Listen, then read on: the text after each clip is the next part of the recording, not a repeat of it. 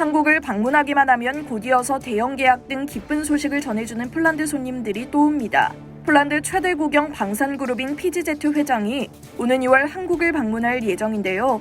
PGZ 회장은 지난해 수출 계약을 맺은 한국항공우주산업, 현대로템, 한화에어로스페이스 등을 방문해 진행 상황을 살피고 KF-21, 레드백 등 추가 수주 논의도 진행할 전망입니다. 9일 방산업계에 따르면 세바스찬 흐바웩 PGZ 회장은 오는 2월 방한에 한국항공우주산업, 현대로템, 한화에어로스페이스 등 국내 방산업체를 방문할 계획을 세운 것으로 알려졌습니다. 2013년에 설립된 PGZ그룹은 폴란드 국방부와 관련 부처 산하 31개 공기업으로 구성됐습니다. 폴란드 현지 수출을 위해선 PGZ와 협력해야 합니다.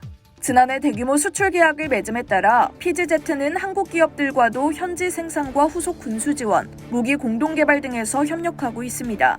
폴란드는 지난해 한국항공우주산업 FA-50 전투기, 현대로템 K2 전차, 한화에어로스페이스 K9 자주포와 천무 다연장 로켓 등을 단계적으로 도입하기로 했습니다. 지난해 집계된 방산 수출액 170억 달러 중 폴란드와 체결한 수출 계약만 124억 달러에 달합니다. 특히 흐바웩 PGZ 회장은 이번 방안에서 KF-21과 레드백 등 추가 수출 가능성이 높은 신무기들에 대해 심도 깊은 논의를 나눌 것으로 전해졌습니다. 흐바웩 회장은 기존에도 KF-21 프로젝트에 참여하고 싶다는 의사를 여러 차례 밝힌 바 있어 논의가 본격화될 것으로 보입니다. KF-21은 한국항공우주산업 주관으로 우리나라와 인도네시아가 공동 개발 중인 4.5세대급 전투기로서 지난 2016년 개발에 착수했습니다. 전 세계에서 4.5세대 이상 첨단 초음속 전투기 개발에 성공한 국가 지역은 미국, 러시아, 중국, 일본, 프랑스, 스웨덴, 유럽 컨소시엄에 이어 우리나라가 8번째입니다.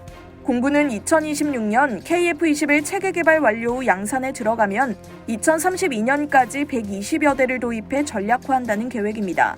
KF-21은 특히 현존 세계 최강 공대공 미사일로 평가되는 미티어를 아시아 최초로 장착하고 능동위상 배열 레이더 등 첨단 장비를 국산화에 활용하게 됩니다. KF-21 사업은 오는 2026년을 목표로 인도네시아와 공동개발 형태로 진행 중이지만 인도네시아가 개발 분담금을 일부만 지불해 논란이 됐습니다. PGZ도 공동개발 형태로 KF-21 사업에 참여하고 싶어하는 것으로 알려졌습니다. 폴란드가 KF-21 일부 수량을 주문하고 절충교역으로 일부를 현지 생산하는 방안도 고려될 수 있습니다. PGZ가 KF-21 사업에 참여하거나 수주하면 유럽 시장 진출의 핵심 파트너가 됩니다.